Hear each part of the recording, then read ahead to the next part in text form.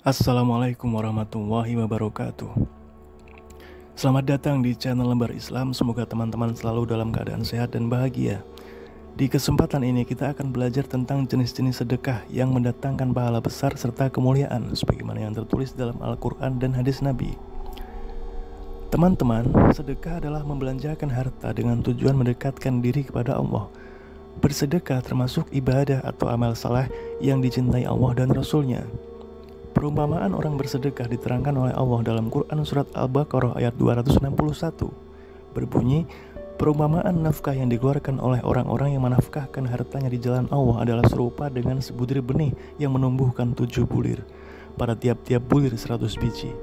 Allah melipat gandakan ganjaran bagi siapa yang Dia kehendaki, dan Allah maha luas karunia-Nya lagi maha mengetahui. Ada beberapa jenis sedekah yang hukumnya sunnah namun mendatangkan banyak kemuliaan dan pahala besar. Mari kita pelajari satu persatu. Yang pertama, menyantuni anak yatim. Memberi santunan kepada anak-anak yatim adalah perbuatan yang amat mulia. Dalam Quran Surat Al-Balad ayat 11-16, Allah Subhanahu wa Ta'ala berfirman, "Tetapi dia tidak menempuh jalan yang mendaki lagi sukar." Tahukah kamu apa jalan yang mendaki lagi sukar itu? Yaitu melepaskan budak dari perbudakan atau memberi makan pada yang kelaparan, kepada anak yatim yang ada hubungan kerabat, atau kepada orang miskin yang sangat fakir. Bersedekah pada anak yatim mendapatkan pahala besar dan dijanjikan posisi yang dekat dengan Rasulullah di surga. Perbuatan ini termasuk sedekah yang hukumnya sunnah namun memiliki banyak kemuliaan. Yang kedua, menyumbang masjid. Menyumbang pembangunan masjid atau mengisi kotak amal yang beredar saat sholat Jumat termasuk sedekah yang sunnah dan termasuk golongan sabilillah, juga sangat bernilai di sisi Allah Subhanahu wa Ta'ala. Ketika kita menyumbangkan sebagian uang pada masjid, uang sumbangan itu bisa dimanfaatkan oleh pengurus masjid untuk membiayai berbagai hal yang terkait dengan kegiatan masjid. Dan karena yang menyumbang ke masjid bukan hanya kita, uang yang terkumpul pun jadi banyak.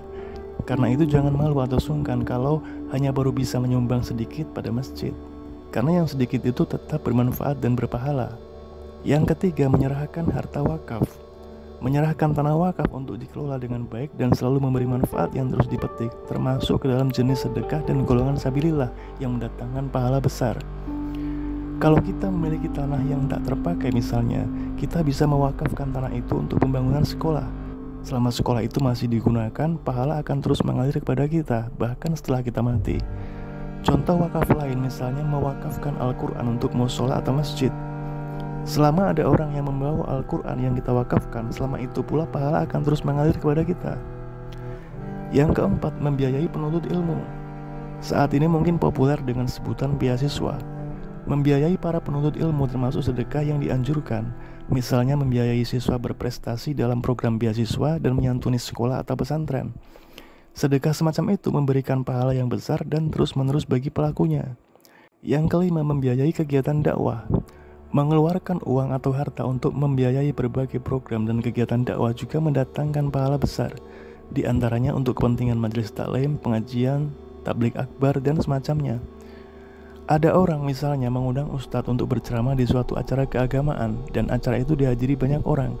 Ada pahala yang diperoleh orang-orang yang menghadiri acara itu dan ada pahala yang besar bagi orang yang menyelenggarakan acaranya. Yang keenam, memberi makan hewan. Jangan meremehkan sedekah pada hewan, karena bahkan memberi makan hewan-hewan juga termasuk sedekah yang dicintai Allah.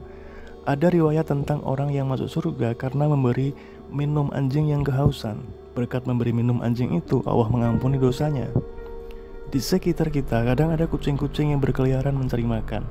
Kalau kebetulan ada makanan di rumah, kita bisa menyisakan makanan itu untuk memberi makan kucing. Kelihatan sepele, tapi itu mendatangkan pahala yang besar. Yang ketujuh, membantu kerabat atau fakir miskin. Membantu atau bersedekah pada kerabat dan fakir miskin termasuk amalan yang mendatangkan pahala besar. Hal ini diterangkan Rasulullah dalam sabdanya yang diriwayatkan oleh At-Tirmidzi. Bersedekah kepada orang miskin adalah satu sedekah, dan kepada kerabat ada dua kebaikan, yaitu sedekah dan silaturahim. Teman-teman, itulah jenis-jenis sedekah yang mendatangkan pahala besar serta kemuliaan sebagaimana yang disebutkan dalam Al-Quran dan hadis Nabi. Semoga kita bisa mengambil pelajaran dan hikmah dari pesan-pesan itu untuk meningkatkan ketaatan dan keimanan.